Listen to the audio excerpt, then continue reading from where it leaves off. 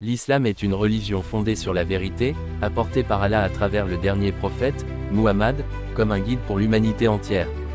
Sa véracité se démontre par plusieurs aspects, aussi bien dans ses enseignements, que dans sa cohérence, sa préservation et son impact sur le cœur des croyants.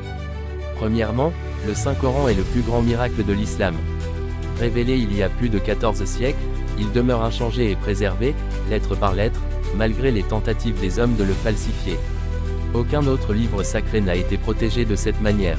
Sa langue est d'une éloquence inimitable, au point que les plus grands poètes arabes de l'époque, réputés pour leur maîtrise de la rhétorique, furent incapables de produire quelque chose qui lui ressemble, malgré le défi lancé par Allah. De plus, le Coran contient des vérités scientifiques et historiques que l'humanité ne pouvait connaître à l'époque, et qui ne sont découvertes que récemment, confirmant qu'il ne peut venir que du Créateur des cieux et de la terre. Deuxièmement, la vie du prophète Muhammad est une preuve vivante de la véracité de l'islam. Né orphelin et illettré, il n'avait ni richesse ni pouvoir, mais il a transmis un message universel qui a transformé le monde. Son comportement exemplaire, sa sincérité, sa patience face aux épreuves, sa justice et son amour pour sa communauté témoignent qu'il n'était pas un imposteur, mais bel et bien le messager d'Allah. Même ses ennemis l'appelaient « Al-Amin, le digne de confiance ». Sa prophétie, annoncée dans les écritures précédentes, correspond parfaitement à la description donnée par les anciens prophètes. Troisièmement, l'islam est véridique par la cohérence de ses enseignements.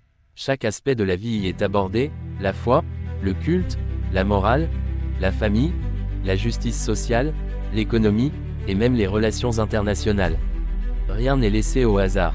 Cette globalité prouve que le message ne vient pas d'un homme limité, mais de celui qui connaît toute la création.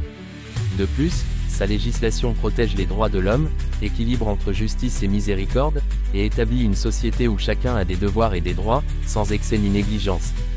Quatrièmement, l'effet de l'islam sur les cœurs et les sociétés est une preuve irréfutable.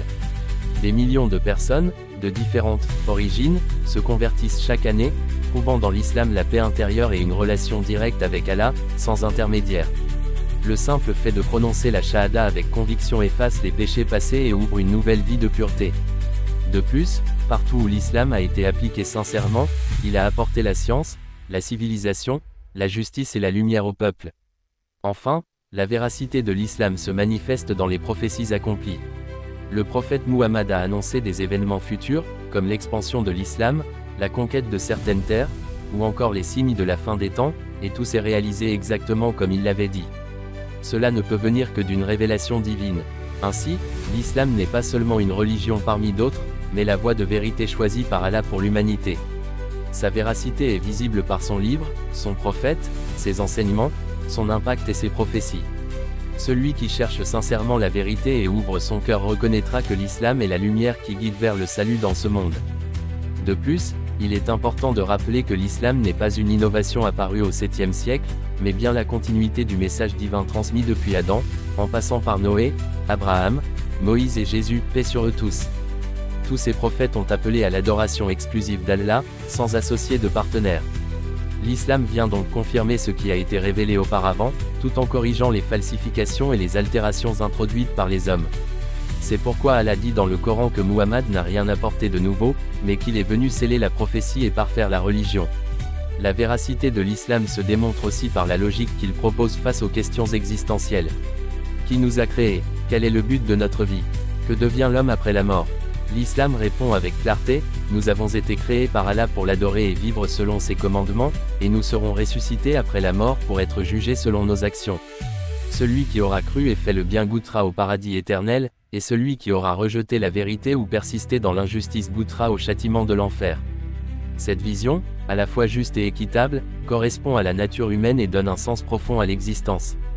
Un autre aspect prouvant la véracité de l'islam est la transformation radicale qu'il opère dans la vie des individus. Beaucoup de personnes, perdues dans les excès du monde, trouvent dans l'islam une discipline, une lumière et une paix intérieure qu'aucune richesse matérielle ne peut offrir. Des criminels deviennent pieux, des ignorants deviennent savants, des cœurs brisés retrouvent l'espérance grâce à la foi en Allah. Cette transformation ne peut être le fruit d'une simple idéologie humaine, elle est le signe d'une guidance divine. Sur le plan de la société, l'islam a établi des règles qui favorisent la justice et l'équilibre. Il a aboli l'injustice des classes sociales, il a donné des droits aux femmes à une époque où elles étaient méprisées, il a protégé les orphelins et les pauvres, et il a encouragé la science et la réflexion. Là où l'islam a été pratiqué sincèrement, la lumière de la connaissance a brillé, et des civilisations entières se sont élevées. Les savants musulmans ont posé les bases de nombreuses disciplines, mathématiques, astronomie, médecine, géographie, architecture. Tout cela découle d'un seul principe, rechercher la vérité et se rapprocher d'Allah par la science et la foi. En outre, l'islam n'est pas seulement une croyance spirituelle, mais un mode de vie complet qui englobe le corps, l'âme et l'esprit. La prière relie directement le croyant à son Seigneur, le jeûne purifie l'âme et enseigne la patience, la zakat, l'aumône, purifie la richesse et renforce la solidarité, et le pèlerinage rappelle l'unité de l'humanité devant Allah. Chacun de ces piliers est à la fois un acte d'adoration et une école de discipline, de fraternité et de justice. Enfin, il est essentiel de souligner que la véracité de l'islam ne se limite pas à des preuves intellectuelles ou historiques. Elle se ressent dans le cœur de celui qui s'approche sincèrement d'Allah. Le Coran est une guérison pour les malades de l'âme, une lumière pour les cœurs égarés, et une protection contre le désespoir. Celui qui récite ces versets avec foi ressent une paix qu'aucun discours humain ne peut donner. Cette expérience intérieure est la plus grande des preuves, car elle relie directement la créature à son Créateur. Ainsi, la véracité de l'islam est une évidence qui se manifeste dans son livre, son prophète, son histoire, sa cohérence, son impact sur les individus et les sociétés, et surtout dans la sérénité qu'il apporte au cœur de celui qui y croit.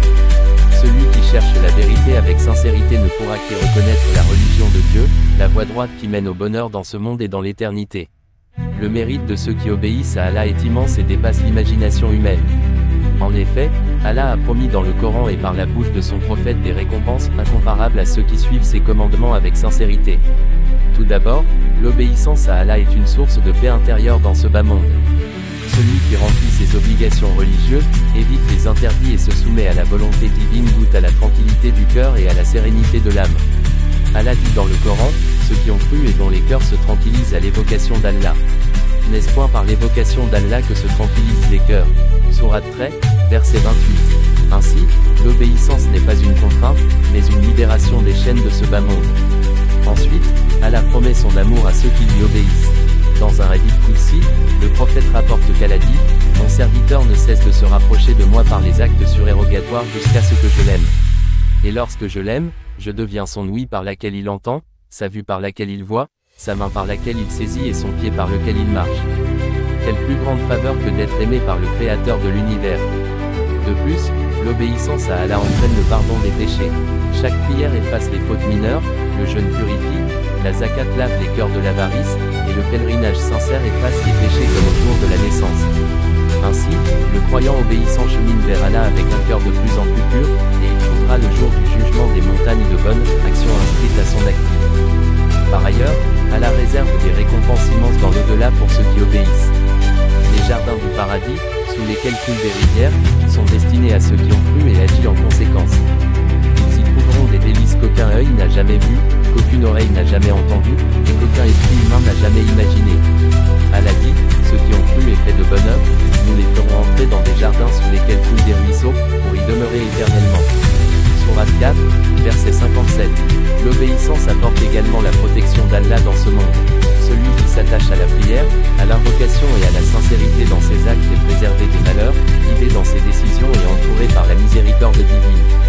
Le prophète a dit, protège Allah, et Allah te protégera. Protège Allah, et tu le trouveras devant toi. Cela signifie que celui qui respecte les limites fixées par Allah verra sa protection dans toutes les étapes de sa vie. Enfin, l'obéissance à Allah est le chemin qui mène à l'honneur véritable. Dans ce monde, les gens cherchent la gloire par la richesse, la force ou la célébrité, mais la véritable noblesse est dans la soumission au Seigneur. Le prophète a dit, le plus noble d'entre vous auprès d'Allah est le plus pieux. Ainsi, ce n'est ni la lignée, ni la richesse, ni la position sociale qui élève l'homme, mais sa proximité avec Allah par l'obéissance et la piété. Cependant, il ne faut pas oublier que tout comme l'obéissance à Allah élève l'homme, la désobéissance l'abaisse et le prive de bénédiction. Celui qui se détourne des commandements d'Allah, qui néglige ses obligations, qui commet les interdits ou persiste dans l'injustice s'expose à de graves conséquences dans ce monde et dans l'au-delà.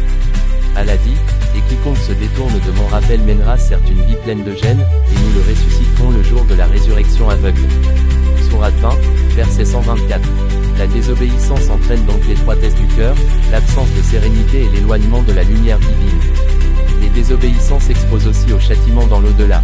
Ô Allah, pardonne-nous nos fautes, guide nos cœurs vers ton obéissance, éloigne-nous de la désobéissance, comble-nous de ta miséricorde et accorde-nous le paradis éternel auprès de ton prophète bien-aimé. Amin.